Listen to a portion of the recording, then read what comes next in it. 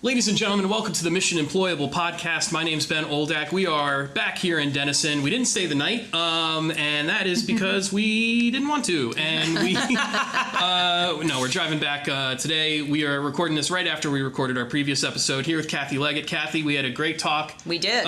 In the previous episode, yes. All about their internship program. Yes, so highly recommend it. Yeah, so if you missed that episode, go back, listen to it, because there's a lot of great information there, whether you're in healthcare or whether you're not in healthcare. Yes. Which I thought was really, really cool. But during that episode, we mentioned a couple of times the Scrubs program, or the Scrubs camp. And we wanted to kind of do an entire episode around that because it's a really, really cool program that, again, a lot of people can take bits and pieces of and implement it themselves, whether or not they're in the healthcare field.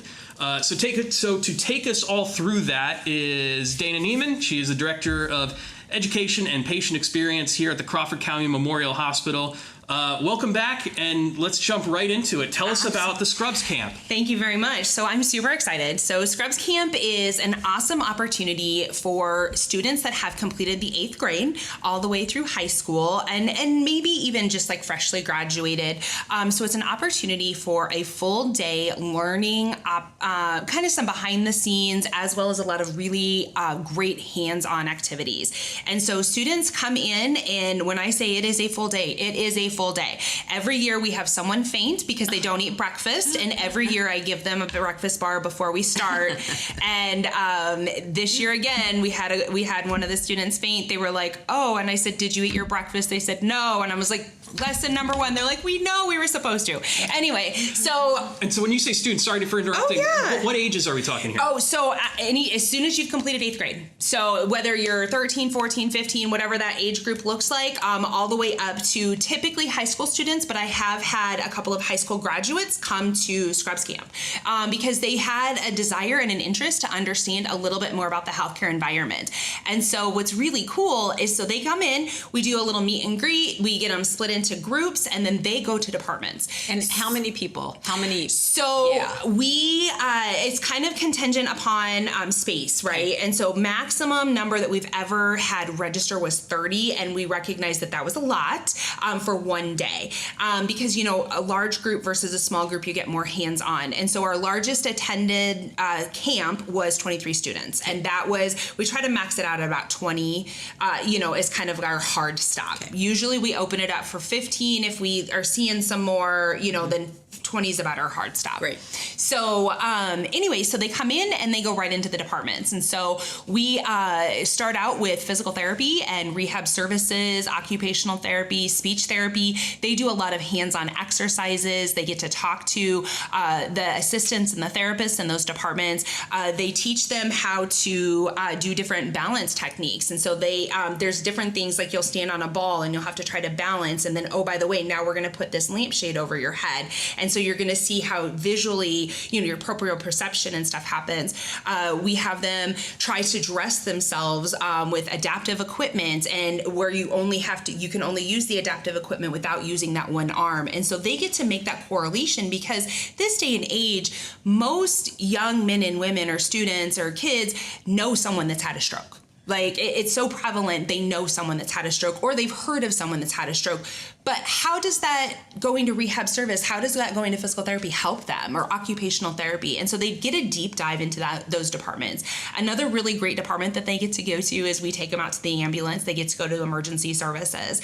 Of course, you get to play with all of the cool tools and beds and devices and lots of fun things that you get to do in the ambulance. And everybody loves the ambulance. It doesn't matter if you're a daycare kid, preschooler, middle schooler, or you're our chief of police in town. He loves the ambulance too. And so, everybody loves that. We also do different nursing stations. And so a lot of times we'll do the IV skills and like why hydration therapy is important. We'll get out the IO drill and we'll have them drill and just doing those different hands-on skills and experiences, because we're trying to pique their interest. One of our greatest opportunities is Dr. David Wright. He is our general surgeon. He loves to teach. And and he usually takes the kids either into the OR or into one of the conference rooms if our OR is not open, and he shows them how to insert a chest tube into a rack of ribs or a pork belly. And so they get these hands-on experiences. We do get some that look a little peaked like you do right now with that, but we always give them the option. This last Scrubs camp, we had some expired sutures, and so we were like, you know what, let's do a suture station. And so they were able to do suturing, and we had some students that I am going to tell you sutured amazing. We'll go into the lab department and they'll talk about blood banking. They'll get to see different machines, and they'll get to see petri dishes. We go to radiology. Over in radiology, they get an opportunity to not only see like the films and the machines and stuff like that, but this last time we showed like a video swallow study and like what that looks like and why it's important. Times before, we've been able to do ultrasounds, like echocardiograms, and we piqued a lot of students' interest getting into the ultrasound program. We serve them a lunch. Not only do we give them a light breakfast, we serve them a lunch. They get to eat lunch with a lot of our providers, some of our executive members, some community members as well. We've had a couple board members attend, and they get to come in and they get to ask questions. And so we have icebreakers on there. We have found as technology has advanced more that we really have to push the icebreakers to get them to talk. And then we usually partner with our local community college, and we'll either go down there and do some college now stuff. We'll go through their high fidelity mannequin. We'll do nursing stations, stuff like that, or we'll stay on campus like we had to right now this last year. And so, these students also had an opportunity to work with our nurse anesthetists and go through like intubation. A couple years back, we Farmland or Smithfield was generous enough to donate pig tracheas, and so the students were able to intubate through a pig trachea or do a cricoidotomy with them. And so it's just so many intense hands-on experiences that you just get, it piques your interest, especially if you're a STEM kid. Like, you want technical, you want tactile, you want visual, you want audio, you want to have those experiences. We have had students that have attended every single Scrubs camp except for one. And so those were and they're actually seniors this year. They just graduated. They attended our very first Scrubs camp in July of 18, and they were a little bit younger than 8th grade. And so after that particular Scrubs camp, we learned that there is a little bit of an age gap that we need to maintain. But Josie and Savannah attended every single Scrubs camp except for this last one in January. And they are both going into healthcare. They are going into healthcare. That's what they want to do. They have come to Scrubs camp multiple times. They have also come in for whether it be career exploration or observation. And so we were able to get our hooks in those kids. We were actually able to hire some of our Scrubs camp kids. So we have a nurse in our facility right now that she was a Scrubs camp attendee, and every year her picture will pop up on my memories and we'll send it back and forth. She's like, this is me in Scrubs camp. I'm filling out my evaluation. And now she is one of our very loved, treasured, and respected nurses. And how cool is that to see that growth from that age to now? It is amazing. In fact, I know on our previous podcast we talked about the intern program. I had a handful of those interns. They were Scrubs camp kids or had come with career exploration as well. Yeah, and that really shows again that the building of that pathway. Oh yeah. That you have things to bring them in, engage their interest, keep them connected, all the way through with an opportunity, which is paying off, it sounds like. Oh, my goodness. And not only is it paying off locally for us, it's paying off in healthcare in general. Right. And so some rough statistics, we have sent out some survey monkeys and stuff, but, you lose contact to people over time. And so we're getting better at that now. But some rough statistics, and from 2018, we had 23 attendees. 7 or 8 of them are in healthcare. One of them was employed by us. 2019, we had 20 attendees. We had 5 to 6 that are in healthcare. 1 were employed by us. And so in July of 2022, we had 17 attendees. We ended up hiring 2 of those Scrubs camp kids out of that. And so we've actually hired from almost every single camp down the road, whether it be for a temporary employee or a long-term employee. Yes. And I did count the interns because they were our employees. Yes. So. Yes. What a great pathway for to like you said, get your hooks in them young, and something that, whether you're in healthcare, whether you are in the trades, whether you are in IT or whatever. Oh, yeah. What a way to start thinking about building like a summer camp program to show people the interesting side of your work, what makes it fun, and to start that early. And like, what a cool way to do that, you know, and to start thinking earlier and earlier and how you can get these kids interested in these career fields in a hands-on way. Absolutely. So really the birth of this came from our CEO. She was our chief nursing officer at the time, and she had been, I can't remember if she was in Colorado or Minnesota, and she had a picture of her daughter had gone to a scrubs camp, right? And it was a little bit more formalized than what we were doing and what we have done. But she had gone to her scrubs camp, and she just loved it, loved every single thing about it. And at the opening of our scrubs camp this January, she told the story of how her daughter had gone to her first scrubs camp when she was in the 8th grade. And she goes, and this is now a picture of her getting her white coat. Oh, wow. Yes. Out in Arizona. Yes. And so she, has always been super supportive about it. And sometimes we throw pharmacy in the mix. And so, explaining to the students that a lot of times people think only doctors and nurses work at a hospital, right? Or work in a healthcare organization. And so even though this scrubs camp tends to really be more heavily clinical sided base, we explain to them, you need accountants, you need bookkeepers, you need people with technical skills such as IT, you need biomed, you need patient access individuals, you need so many more people, human resources in order to make an organization run. You need people in marketing and advertising, interpreters, financial counselors, and it's all an interpersonal team. You need dietary services.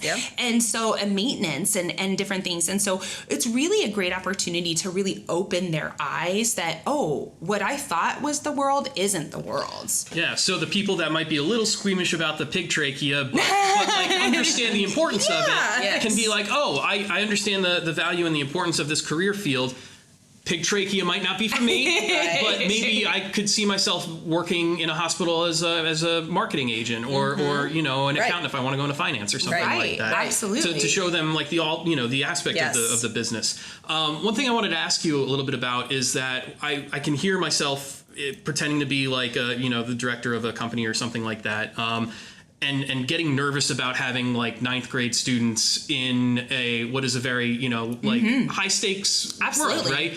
If you're in the trades and you think about having a 9th grader around welding machines or something, but you also have to get them hands on. How do you find that balance, and what do you do to kind of create a program that you can access at that age? Okay, so that's a really valuable question. So where we started is not where we're at now, and we learned that based upon numbers. And so that's one of the reasons that there is a cap. The other thing is that when we have these students, we break them down into smaller groups, and usually we have anywhere from 1 to 4 groups, and we have someone that is responsible for that group at all times.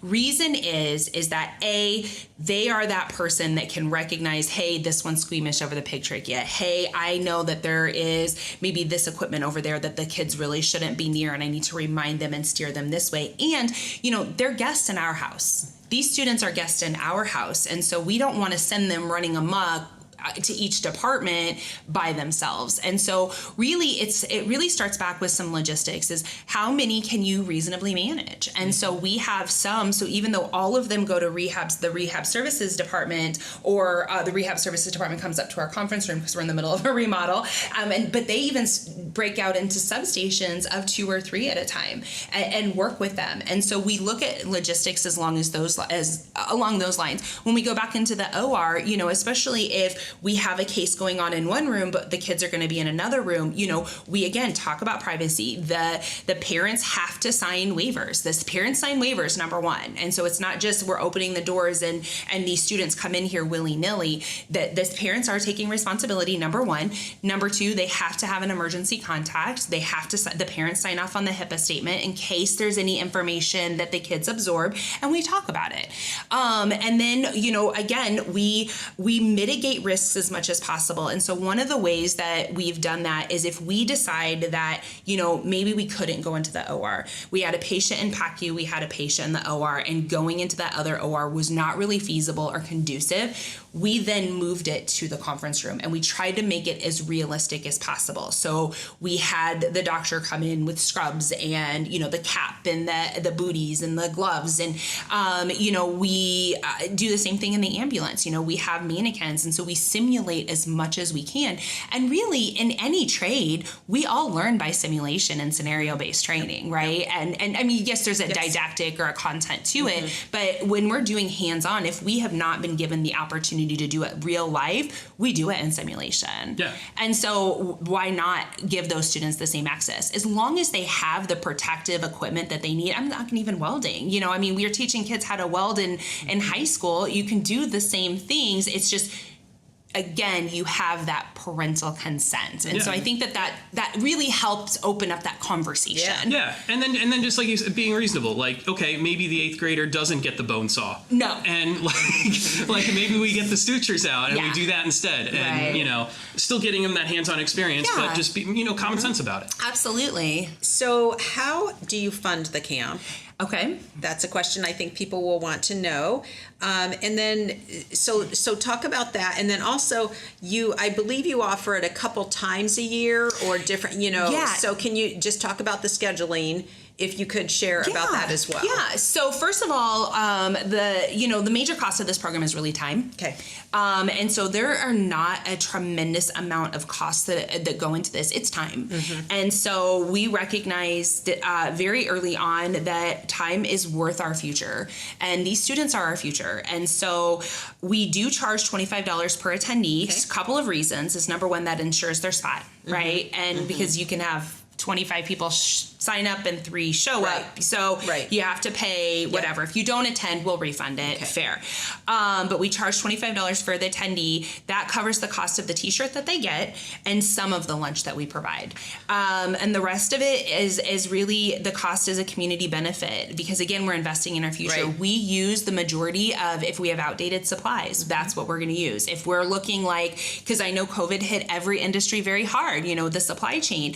And so if we're looking at, oh my goodness, we're getting down to the wire on IV catheters, and so really maybe doing IV starts isn't the best for this group, we look at something else. And so it's just a matter of you have to be adaptive and highlight and showcase what are the best parts or the most interesting parts of your profession. How are you going to get your hooks into them? And so that's really where it comes to cost. And so we, again, because we're a community-based organization, but it's really time. That's the majority of it. Very good. As far as scheduling goes, we did have to pause momentarily in 2021. And then in 2024, I'm sad to say, we were going to do Scripps Camp, but then we were in the middle of an EMR rollout and a complete remodel and clinic expansion, and we were all at capacity. It was not the time. Which is important to recognize, too. It was, because this is not a Dana Neemann thing. This is not just the education department. This is a CCMH as a whole. And so you have to work collaboratively across the continuum of your organization. And we did recognize that. So we took Scripps Camp off the books for 24. But in exchange, we did 2-day program in 25. And so what that was is we maxed out 15 kids per day. It was still the same program. They only attended 1 of 2 days, right? But we still got the same amount of kids through. So we had 21 students, because of course, you always have some that don't show up. Right. We had 21 students attend Scrubs Camp between those 2 days. And so we were able to say, okay, this is our tentative schedule. This is what we're looking at. You're going to have the kids for this amount of time. This is roughly the topics we want you to cover. Do you have questions? What can I do to be of a resource for you? And there's millions of resources online. Yeah, awesome. So also you do some evaluations and have some good documents that relate to this program. And I'm curious, over this time, what have been the trends? What do you get back from that feedback, and have you learned from? Yeah, we have. So the students do not want to be talked to. They want to do. They're okay to be talked with or, have the conversation, but they don't want to be lectured. They don't want to sit and look at a PowerPoint. They want hands-on. And so they're very tactile learners. And so we quickly recognize that and have revamped the program a few times over. The more hands-on, the better, and the more engaging that you can get. And so the departments that typically score very, very high are going to be the rehab services because they're doing all of these micro stations that are hands-on. They have students using adaptive equipment like walkers and crutches and wheelchairs, and that's always fun, right? The other ones that are always really, really score very high are typically your surgical ones because that's a mystery. They don't get access to any of that stuff any other place, And so a couple of other departments that are about 50-50 is sometimes lab scores great, sometimes it doesn't. It really just depends on the peak interest of the students. Sometimes pharmacy scores great, sometimes it doesn't. Again, it's that peak interest of the students, and we recognize that. But we always do a post debrief, and we talk about what went well, what do we want to improve upon next time. This is what the students are saying. This is what they liked the most, and really the more hands-on, the better. Yep. Okay. And how do they know? How do you get the word out? How do they know that this is an opportunity? Okay, so it is posted out on our website, and so we do have, hey, stay tuned, and once it gets out, we do a great big social media posting on our Facebook page. We also go to our local radio stations. We communicate with our schools when it's school in session. I do know that this particular year, with the changes of attendance, before the students got an approved attendance because I would write objectives, and so with their guidance counselor, they were able to get approved attendance. This particular year, some of the students that had registered were kind of in some attendance hot water, so that's one of the reasons they couldn't come, and one of the reasons our numbers were a little bit lower than we anticipated. Okay. And the school was like, basically, they're like, we're going to treat it like it was a college visit. You still only get so many absences, but we understand that it's for, the greater good of things. But if you are already kind of attendance hot water, maybe you should not make this choice and let it come around again. Yep. Okay. Yeah. Very good. And then what other you have some other things. You've really done a lot of work. So I just want you to maybe share a little bit about the resources that you have available and what you've used. Okay, so we put together a Scrubs Camp booklet essentially, and so this is outlining different healthcare careers from everything from technicians all the way to surgeons, doctors, billers, coders, things along those lines, and we outlined the typical paths to really achieve that degree or certification, the type of work to expect, so when you think about a pharmacist, what exactly does a pharmacist do? What does the salary range look like? What's the pathway for education? And then we actually added another section in the last couple of years on different skills needed. So, being a pharmacist, really you should have an attention to detail, excel in communication and interpersonal skills, management skills. You don't think about, pharmacists have to have great analytical skills as well, not only confidentiality, but they also have to be able to multitask. They have to show empathy. And when you're really analytical and you're very much that, that type of, thinker, it's hard to remember. You still have to have the communication and the empathy. I can say that because my oldest son's an engineer. He's very much a STEM kid, and my daughter is a non-STEM kid. And so they communicate very differently. Right. We also went through and talked about pay ranges according to the Iowa Hospital Association. And so then that way the students can see, the job classification and the IHA minimum and maximum salary, then they're like, oh my goodness, an anesthesiologist is making over $300,000. But then they flip to that page and they're like, that's how much school I got to do, Right. And so it gives them a great way to be able to go through and circle things and be like, oh, I'm interested in this, I'm interested in this, and then go back and be like, oh, I might not fit this, even though it sounds interesting, and like really narrow it down. When you have an employer that has, almost an overwhelming amount of choices when it comes to what you can do. Absolutely. We do have a couple of visual aids in there about, like the pathway to becoming a doctor. And so it's a quick visual. It's not just a bunch of words. And so it talks about the college, the med school, the intern, the residency, the fellowship, all of that. But, we have we have students that did career exploration, have done Scrubs Camp, are actually being hired. We have one student that is hired for our summer intern program. She knows she wants to be in healthcare. She is going to go to healthcare. She has no idea yet what she wants to do, but she wants to go down that path. Yes. So in this booklet, we have how to determine a healthcare career. And so there's some great sites. There's some great things like, go to workshops and learning events, participate in job shadow opportunities, partner with your community colleges, your high schools, your local healthcare industries, do a day in the life of, and talk to current healthcare workers. And then there's some online quizzes and things. Yeah. Another thing that we added this last year was,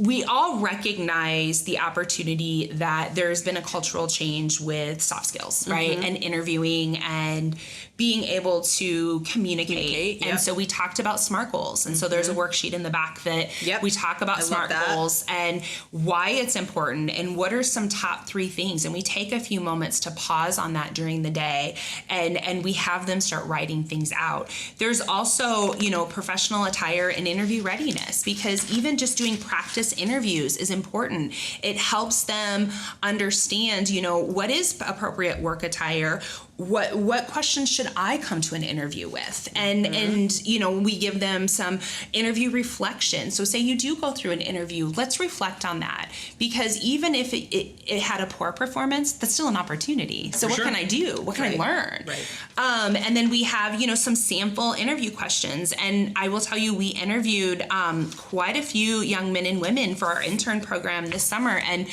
it was surprisingly shocking that some of the students could not speak to their weaknesses. And I don't know if it's because we don't talk about that or if it was just a pocket situation. And that's something that Macy and I identified. And so we're like, okay, do we need to reword those questions? Or do we need to start setting the tone at a younger age when we are in the outreach, when we are doing those things? Like, weaknesses are not a bad thing. They're an opportunity. Yeah. And self-reflection is good. Yeah, I love so much of this, and really encouraging folks to listen to the other podcasts too about the internship program. But you have done a great job here of the professional development, those really important skills that are referred to as soft skills, or what, and the technical piece of the healthcare field, and in both of these programs, really combining that, which is, I think, in as many opportunities as possible, needs to be done, because that's just going to help our younger generation in what we know are some of the challenging areas. So I think that is really impressive too. And again, just the whole continuum of all the things that you have involved in this program and others. And to that point, the weaknesses part, I also think that connects to and is a great opportunity to discuss receiving feedback. Yes. Because that is a big thing again that we hear is that is something that is a skill that needs to continue to be developed. Right. Yeah. Even in our professional environment now. So I obviously am the director of education. So I oversee the certification of advanced cardiac life support, pediatric, advanced life support and things like that. And so we talk about those team dynamics and those debriefs at every training. And one of the things that we flat out, that I open up the conversation with, even with our professional individuals, is, constructive criticism, it's really easy to give. The hardest thing in the world is to receive it. And so we have to remember, if we are receiving constructive criticism, it's not a finger pointing, it's not an attack, it's a, hey, we're going to work together. And so we focus a lot on communication, debriefing, trying to understand those crucial conversations. And we start in this organization with every contact of the kids. They're not knowing that we're calling it crucial conversations. Yes. But we're setting the tone and we're having those conversations. When we have the younger kids in and out of here, and even like when we go out to the middle school and we do their middle school career fair, one of the questions that I always ask them is, what is the one thing you have control over? And they're like, whoa, what? And I'm like, yourself, your actions and reactions. That is it. You have no control over anything else. The only thing you have control over is you. And so they kind of look. I said, now, you're going to control your responses as we get through this next hands-on. And so we just kind of ease that path in there. Yes. And as an, you know, and you know, I've been working since I was 17 years old, you know, and so and then I worked for my family before that. And so the person I was then is not the person that I am now. Right. But I had great mentors and leaders along the way that helped guide me to this point. And really, we just want to share that. We want to be able to share that success. I know some of our local hospitals have reached out and they're like, how did you do Scrubs Camp? I'm more than willing to share. This is not proprietary. This is not proprietary at all. This is, hey, this is our future, and together we can stop that healthcare bleed. Yes. And I know you mentioned it in the last episode, but as we're getting ready to wrap this one up, if you go ahead and give us some of your contact info so that if people want to reach out, again, whether you're in healthcare or whether you just think this is a great idea that you want to adapt to whatever industry you're in, how can they get in touch? Okay, so I can be reached directly at the hospital, Crawford County Memorial Hospital. My direct number is 712-265-2795. I will tell you I am not in my office a lot, but you can also email me at dneemann@ccmhia.com, or you can go out to our website, which is ccmhia.com. Click on the About tab on the far right-hand side, and then click on Community Education and Outreach. You'll find a listing of opportunities we have on that page that I referenced a couple times in this podcast. But there's also a standard questions, and you can call us at our main hospital, fill out the form below. It's a great opportunity. Number of ways to get a hold of Dana. And again, this great program, great programs, so impressive. Love what you're doing here at Crawford Community Hospital. Again, just benefiting, healthcare. Lots of opportunities. We want these opportunities, people to know about them. Get their foot in the door, and you guys are doing a great job of that. And thanks also for your willingness to share. Absolutely. Thank you so much. Yes. Thank you so much, Dana. We really appreciate it.